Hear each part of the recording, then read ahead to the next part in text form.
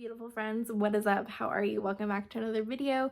If you've been here before, it's so good to see you again. If you haven't been here before, hey, what's up? My name's Steph. On this channel we talk about spirituality, self-growth, healing. I share my healing journey with you so you feel a little less weird and a little less alone while you're going through yours. Now today I want to chat about what you think could be going wrong with the Dylan James sleep tracks, kind of what's setting you back, what kind of mistakes you think you could be making. And I'm choosing my words very carefully here, and I think you'll understand by the end of the video. So the first thing I'm going to say is a lack of consistency.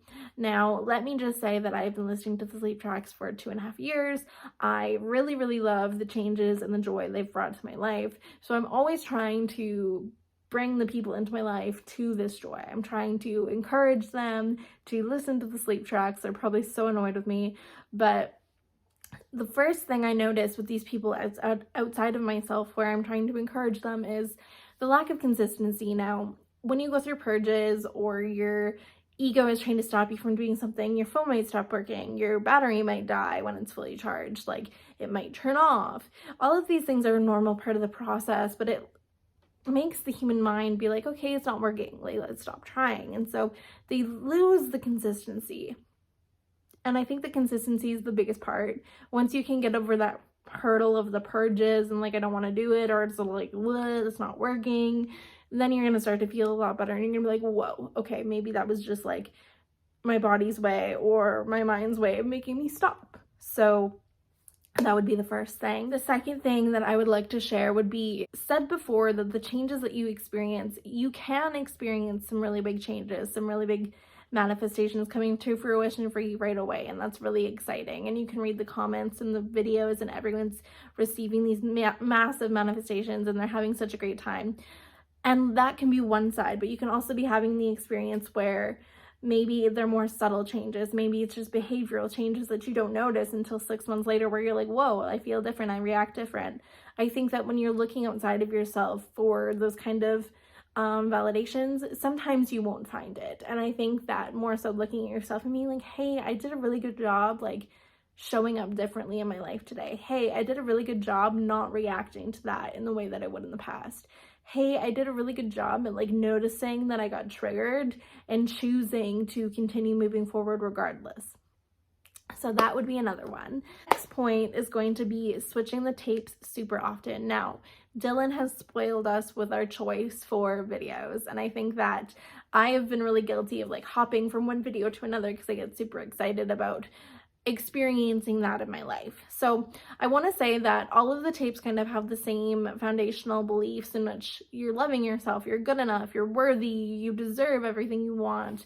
And I think like the foundational beliefs are really, really important. So if I can encourage anyone to start there and kind of stick with the functional or foundational beliefs, the I am limitless, the limitless manifestor, kind of building that solid ground before you move on to things like love, money, career, success, academics. I think that it will work for you regardless. It might take more time, it might not take more time, but I feel like if you have a better core foundational belief system about who you are, it's going to feel more effective for you. And I've kind of been like, when I start to feel like triggered or I start to like notice changes and my ego's like, no, stop. But I don't realize that. It's just like, oh, maybe I should switch my tape.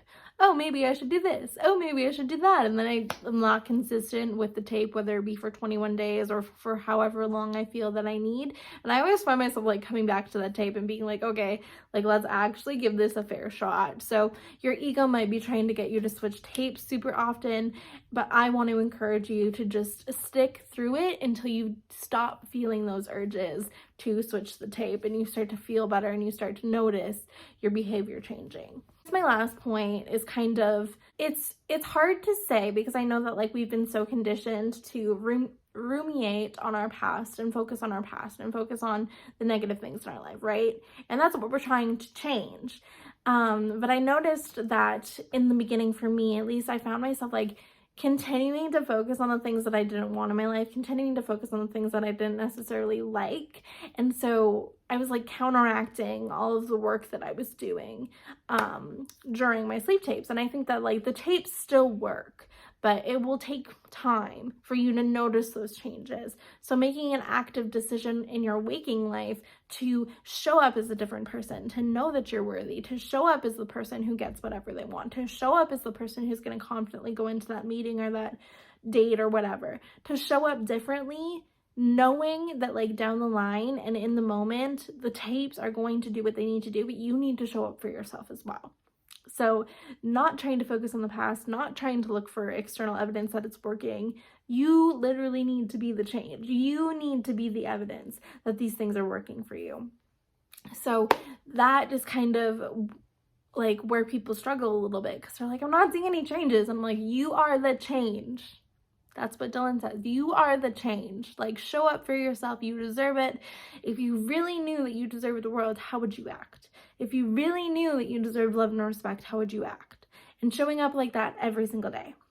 I think that the next point and the last point I have for you is whether or not you need to use headphones. I think that this is such a trivial thing that we focus on because our ego's like, it's not working. You're not using headphones. It's not good enough. You shouldn't even try, whatever. You need to find a way that works best for you. So for the longest time, I couldn't sleep with headphones in, so I was just listening to it through a speaker on my nightstand. That worked for me. Recently, I found headphones that I could sleep well with, so that worked for me as well. I don't think there's any like changing factor between like what works better. It's really what feels best for you.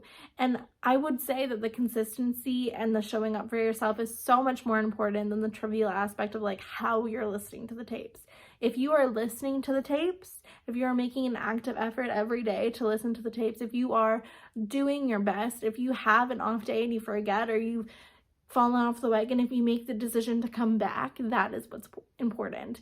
And I think that I will talk about these tapes and I will listen to these tapes forever because I think it's just so important. But yeah, I think that kind of I wanted to give some insight onto what people think they're doing wrong, what it actually is, and how to move forward and continue to persist in your new version of yourself, because that's what you're doing. So with all of that being said, thank you so much for being here. If you've been here before and you're already subscribed, thank you so much. You know I love and appreciate you. If you would like to subscribe in order to ever join the family, I would love it. But if this is my first and last time seeing you, I hope that it brought you some peace and clarity and joy. And I will see you guys in the next one. Bye. Love you.